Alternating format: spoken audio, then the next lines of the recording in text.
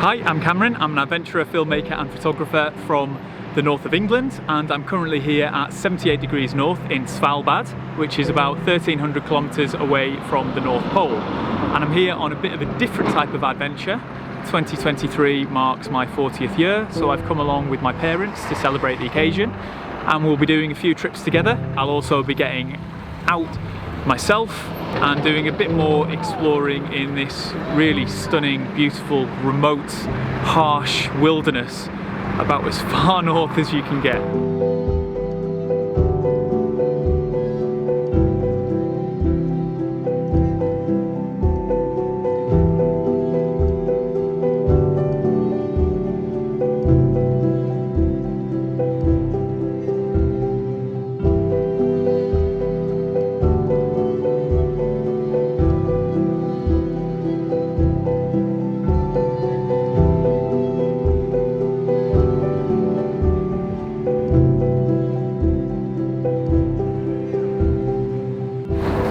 I've enjoyed a couple of great days here in Svalbard so far, going on some adventures with my parents. We went on a rib boat and then we went dog sledding, where I actually got to drive on the sleds, which was really cool. And then yesterday on my birthday we went on a wildlife and glacier safari and managed to see a humpback whale, some minke whales, some reindeer, some dolphins, a pod of beluga whales. It was really quite magical. And then today I'm heading out into the wilderness a little bit to do Foxfonna Glacier, and I'm just waiting to be picked up by a guide. I can't go out of Longyearbyen, the town, without a guide, because you need to have somebody that has a gun with them in case of encountering polar bears. So anybody that leaves the city must have a guide with them. We actually went out for dinner last night, and just to even go from where we were eating to the toilet, you needed to have somebody with a rifle or a flare gun with them in case of a polar bear sighting. So as much as it would be really cool to see one, hopefully we won't have any trouble today. And it's great to see everything turning white as well. Very much feels like winter now. It was quite autumnal when we arrived on Saturday, and it's now Wednesday, and it's had a little bit of snow on Sunday to make things a bit white, but it all kind of disappeared, and it's been pretty much snowing for the past 12 hours straight now, and it's due to be the case for the next few days. So it makes it feel, yeah, all the more magical with that little bit of a touch of winter. And might make the hike today, which is going to be about 11 kilometers, a little bit more treacherous, but really looking forward to just getting out into nature a bit more.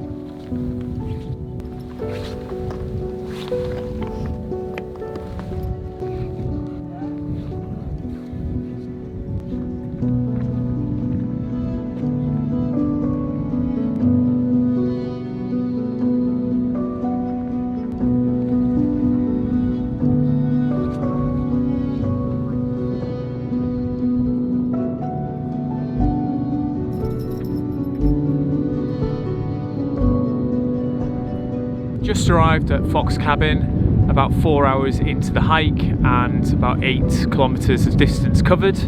We started off the hike at mine 7, which is the last functioning mine on Svalbard. It was due to close a couple of years ago, but they actually extended its lifespan due to the Russia-Ukraine war, and it's due to close now formally in 2025. For about 40 minutes we walked until we got onto the glacier, and then we were on there for about half an hour, 40 minutes as well, navigated some crevasses and got up to sort of the highest point and got a couple of pictures taken up at the top there with the group that I'm with, and then descended down now to Foxfonna, where we're about to have some lunch.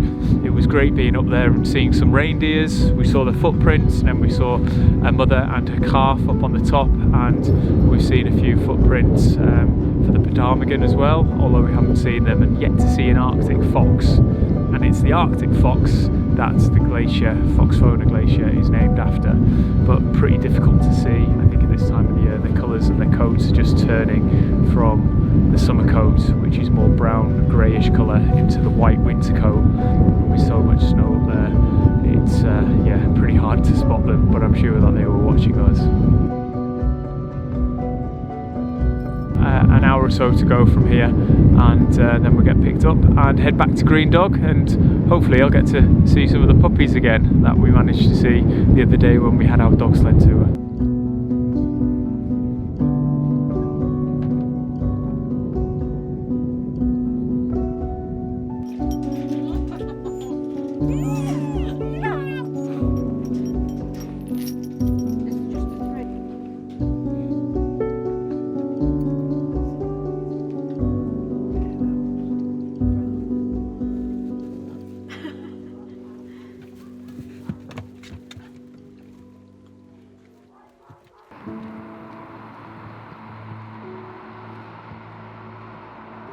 Just up behind me, some avalanche barriers which were installed after a couple of quite serious avalanches back in 2015, which destroyed some properties in the town, and unfortunately a couple of people also died. There's also a new barrier at the bottom where they built a wall to help to protect against future avalanches in moving forward, and they're currently building a dry ski slope next to the avalanche barriers too, which will help with an element of that snow management. Northernmost dry ski slope in the world.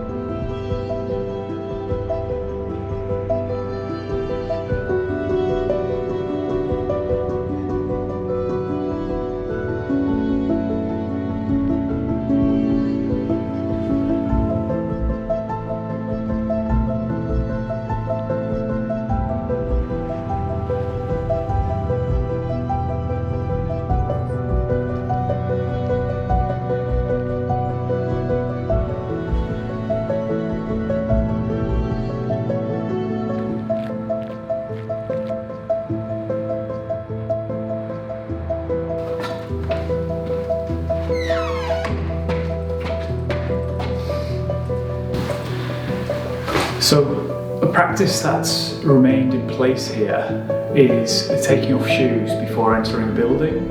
It's something that started with the miners. Obviously they get very messy boots when they've been working the coal mine all day, so it was custom to remove the shoes before entering somebody else's home, and that tradition is something that remains in Svalbard to this very day.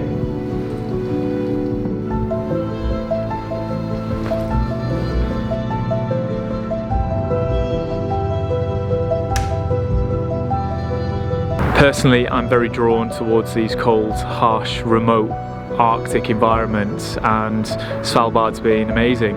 We've only just had a little glimpse of it really from the town here, Longyearbyen, and ventured out from various different places, but there's so much more wilderness to experience and explore, and that might be something that I come back to do on another trip. But certainly on this adventure with my folks and bringing them to this sort of place, I think they've enjoyed it, and it's been great for us to do some things as a family that we wouldn't normally do together, and definitely made some good memories here, and I'm certain I'll be back.